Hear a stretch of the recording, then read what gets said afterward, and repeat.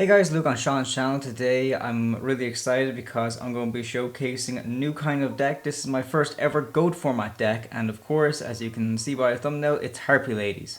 I really like Harpie Ladies. I think they're a really cool deck. Their whole gimmick of popping spells and traps when they're summoned and also just increasing the attack and defense of them are just really good. It's a fun fan favorite deck for GOAT format. I'm really happy with the way the build shaped up, so without further ado, this is my GOAT format build for Harpie Ladies. Starting things off, we run 2 copies of Harpie Lady Sisters. You only need 2 copies, you don't need to run any more than that. It shouldn't even be up for debate. Harpie Lady Sisters is a winged beast monster that cannot be normal summoned to Slet and must first be special summoned with Elegant Egotist. Elegant Egotist is the card that we run in this build that states if Harpie Lady is on the field, you can special summon Harpie Lady or Harpie Lady Sisters from your hand or deck. What's really good about this is if we are bringing out Harpie Lady Sisters off the effect of Elegant Egotist, in the case that we already have Harpie Lady 1 on the field. So although Harpie Lady Sisters attack on its own is 1950, if you have Harpie Lady 1 on the field, the attack is increased by 300. So Harpie Lady Sisters instantly goes up to 2250. That's not even counting the further boost you'll get if Harpie's Hunting Grounds are already on the field. So it's safe to say that Harpie Lady Sisters is the main boss monster of this build. So 2 copies definitely run it in the build. 3 copies of Harpie Lady 1. This is the only other Harpie Lady we run in the main deck. Harpie Lady 1, of course, is probably the best Harpie Lady. Not only is her name Harpie Lady no matter what, because this card's name is always treated as Harpie Lady,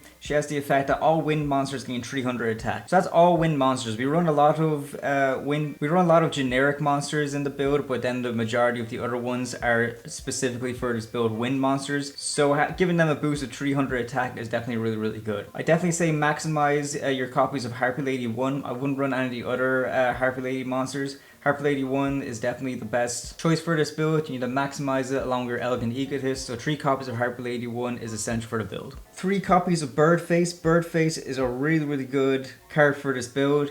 He's 1600 attack and has the effect that when this card is destroyed by battle and sent to the graveyard, you can add 1 Harpie Lady from your deck to your hand, which is really good. We can even set this to kind of bait out our opponent to getting us to add a Harpie Lady from our deck to our hand to dig into the deck further. I think it's definitely essential to run at 3. 1600 is also a good attack stat to have, but it's especially good when you're pairing it with your Harpie Lady 1, so that 1600 can turn up to 1900. So definitely essential to run Birdface at 3 copies in the build. It's kind of rare to be special summoning in GOAT format, but if we can find a card that synergizes well, that is able to be special summoned, I definitely recommend running it. So 3 copies of Silpheed I find to be essential. It is a wind monster, so it does have that synergy with Harpie Ladies. Unfortunately, it's a fairy, so we don't get the boost off of Hunting Ground, but that's no matter at all. Cannot be normal summoned or set, and it can only be special summoned by removing from play 1 wind monster in your graveyard, which of course is pretty much most of our deck. Silpheed also has the effect that when this card is destroyed as a result of battle and sent to the graveyard, your opponent discards 1 random card from their hand. This is really good. I even managed to catch Sean out with this when we did that live duel in one of the previous videos. You guys should definitely check that out. But I find decks that can special summon monsters in GO format are a definite must to run, just because it's good to have more monsters out in the field so you can really oppress your opponent, get as aggressive as possible. So 3 copies of Silpheed is definitely really important. 3 copies of Flying Kamakiri number 1. Definitely one of our weaker monsters, but the fact that it's a wind, it definitely has some synergy. It also has the effect that when this card is destroyed by battle and sent to the graveyard, you can special summon 1 wind monster with 1500 or less attack from your deck in face-up attack position. So not only is this a good floater because it's able to summon itself, but considering that Harpie Lady's attack is 1300 was in the deck, you're easily able to bring out Harpie Lady off of Flying Kamakiri number 1. So definitely a must to run at 3 copies. 1 copy of Lady Ninja Yae. I've seen a lot of profiles running this, and I definitely understand why. She just has a really powerful effect. Not only is this synergy with the wind attribute, but also has the effect that by discarding 1 wind monster from your hand, you can return all spell and trap cards your opponent controls on the side of the field to their hand, which of course is really good. It's just a wind variant of Giant Trinade, so I definitely recommend running her at 1 copy in this build. Twin-headed Behemoth I find to be really good. Not only does it have good synergy because it's another wind, but also it's a floater as well. So if we're in a situation where we kind of need to get up some protection, Twin-headed Behemoth is definitely really good for that. Of course, we run the classic GOAT staple, which is Sangan. When this card is sent from the field to the graveyard, move one monster with attack of 1500 or less from your deck to your hand. So of course, that's most for card pool, so Sangan definitely important to run at 1. I also like running Breaker, the Magical Warrior. I think it's just a really good generic card. Doesn't have too much synergy, but it's just a very powerful normal summon. So when this card is normal summoned, you place a spell counter on it, and then it gains 300 attack, bringing it up to 1900. But not only that, you can remove the spell counter from this card and target one spell or trap card in the field and destroy it, which is just really good. The fact that you have a good beater that's also able to destroy a spell and trap card, I find to be really good. So definitely 1 copy of Breaker, very good for the build. Going on to the spells now, 3 copies of Elegant Egotist. Elegant Egotist is definitely an essential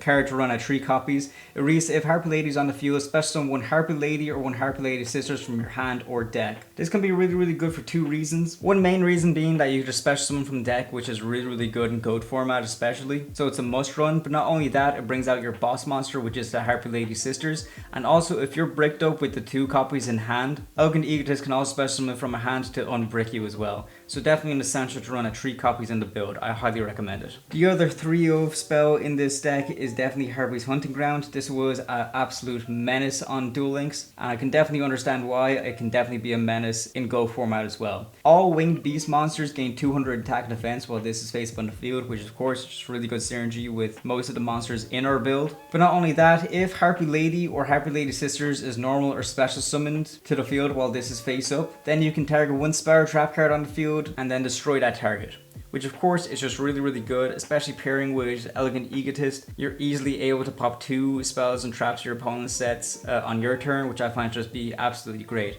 So 3 copies is definitely essential. 1 copy of Triangle Ecstasy Spark. I'm definitely torn between actually playing this in the main deck and having it as a side deck option, or even running it at all, but I still think that it can be really good. Because if your opponent has an absolute massive boss monster that's going to be really hard to get over, like if they manage to bring out Blue Eyes or whatever, Triangle Ecstasy Spark can kind of combat it in a way by boosting their attack up so that they're ready for combat.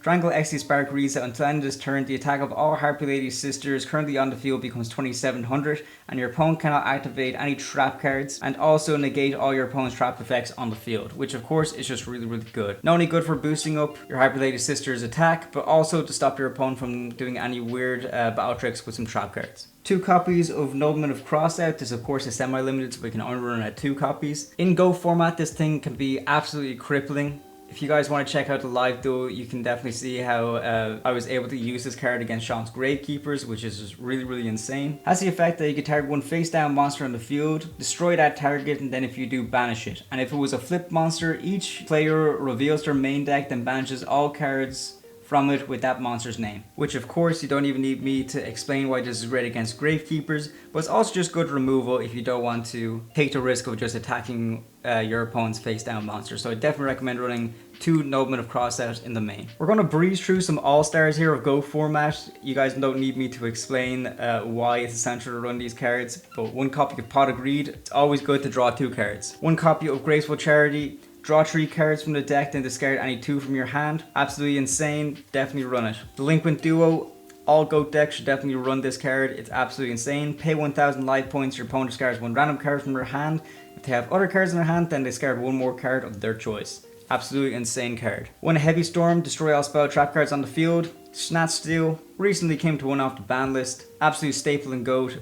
Definitely run it. Premature Burial, Monster Reborn, isn't legal in this format, so Premature is definitely an essential one to run. Final spell card, 1 copy of MST. We can only run it at 1. Spell/trap card removal is of course very important, so the limited 1 copy of MST, definitely very essential. Let's go into the traps now. 1 copy of Mirror Force. Mirror Force can be an absolute powerhouse and a complete board wipe if your opponent is getting really aggressive. You definitely need to run this at 1 copy. Call of the Haunted, also a really great card. Along with Premature Burial, we essentially have 2 Monster Reborns in this build. The reason why I really like Call of the Haunted though as well is because if you're using this and if you're able to bring back one of your Harpie Ladies from the graveyard while Hunting Ground is face up on the field, you're able to pop a spell/trap during your opponent's turn. So definitely recommend Call of the Haunted. 1 copy of Ring of Destruction. this can absolutely end games on the spot. But keep in mind that this is GOAT format, so this is a pre-errated Ring of Destruction. Just target one monster on the field, that monster is destroyed, and then both players take damage equal to that monster's attack. Not only is this good monster removal, but it can also be really good to close out games. If your opponent just has a very few life points, it can pretty much kill them on the spot. So one Ring of Destruction.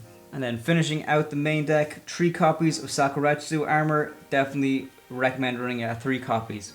Sakuretsu Armor reads that when an opponent's monster clears an attack, target that attacking monster, destroy it. Great removal if your opponent's getting very aggressive. I absolutely recommend running 3. Considering we don't have a lot of main deck monster removal, Sakuretsu Armor can definitely really damage your opponent into a false sense of security. So I definitely recommend maximizing your copies of this.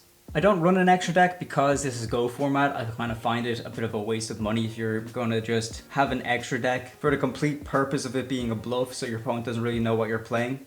But considering it's Go format, your opponent really doesn't know what you're playing anyways. There's lots of decks that don't really rely on the extra deck. But if you want to build an extra deck for that tactic, that's absolutely fine. You can fill up with whatever is legal that you want, and it really wouldn't make a difference. So for now, we're just going to go on to the side deck. I like to run 1 copy of Jinzo. Sure, it may not be the best, especially considering that we run Harpie Lady Sisters that's able to get up to 2450, which is just a little bit stronger than Jinzo. But I definitely think Jinzo has a place in the side deck. If your opponent's playing like a really heavy trap reliant deck, Jinzo can really just shut them down altogether.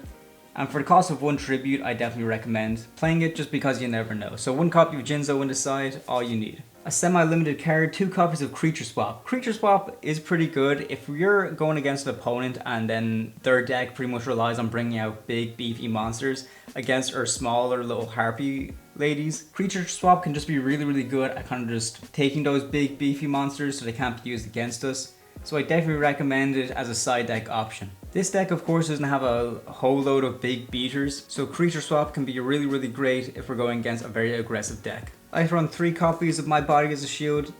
Your opponent might be able to play some absolute board breakers to completely destroy your field. So having 3 copies of My Body as a Shield in the side deck I find to be really good, just in case our opponent is using some really devastating cards against us. 3 copies of Book of Moon. Book of Moon is just really good. Disruption, of course, is also really great if we're pairing with our Nobleman of Crossout. But not only that, it can be good battle phase protection. If our opponent is attacking one of our monsters, we can just set that attacking monster so then the battle doesn't go through. But not only that, if our opponent uses Mirror Force against us, we're able to activate Book of Moon to protect one of our monsters from being destroyed off that Mirror Force. So I definitely recommend running Book of Moon in the side deck.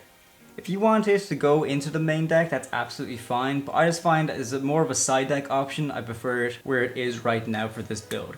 So 3 copies is all you need in the side. I like to run 3 copies of Compulsory Evacuation Device. I don't like running a lot of destruction cards, just because I feel like your opponent has a lot of ways to kind of like play around it. So having Compulse in the side deck I find to be just a little bit better. Compulsory Evacuation Device returns the monster to the hand rather than destroying it, so it stops your opponent from having like graveyard set up if they're playing Chaos, or also just bouncing their boss monsters back to the hand, so it's harder for them to bring it out again. So 3 copies of Compulse in the side, definitely essential. And finally, round things off, 3 copies of Solemn Judgment in the side. This can always be a hit or miss if you're main decking this in GOAT format, just considering how crippling Ring of Destruction is and how it's able to just close out games right there in the spot if you Solemn yourself more than once. But I think if you're going down the road of having to control the game state and really oppress your opponent, 3 copies of Solemn Judgment is of course really good. Not only can Solemn Judgment negate the summon of a monster, but also it can just negate the effect of a spell or trap card that's activated by paying half your life points. So I definitely think it has the potential to be really crippling to your opponent.